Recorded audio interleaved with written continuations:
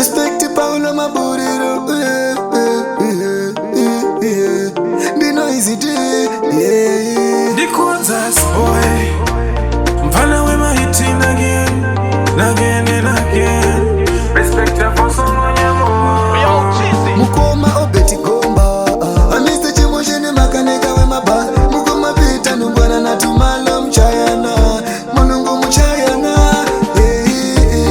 Diri munu wa ishanda wa. Ndaka nono kangu wa yundi darikira. Kwa isama kusada pani shaka wana zonda ngana kaplana. Laida kutobu na bobo. Kutosia shawala madoko. Ndaka toza kuiba tangu. Ndaida kutengana jirofa. Muchiraundi ndichichofa. Nasinda vakunzi ndirilofa. Zvisine mwari vachaita feva. Vachaita feva iwe nyarara.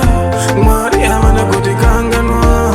Tichachuva idzo mova. Purchase your tracks today. Nguwa yakandisingirira. Akusi kuti nanga ndichidzungaira. Kudai matena matera. Pamwe muupenyu tingasimukira. Kusiwa nenguwa kwandakaita. Waisama kupusa. Kusiwa nenguwa kwandakaita.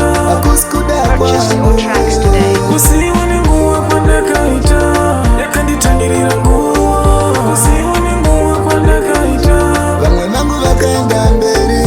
Kusiwa nenguwa kwandakaita. Make sure ndaisada. Pane zvakahitika. Pane zvakahitika. Ndasaka ndakano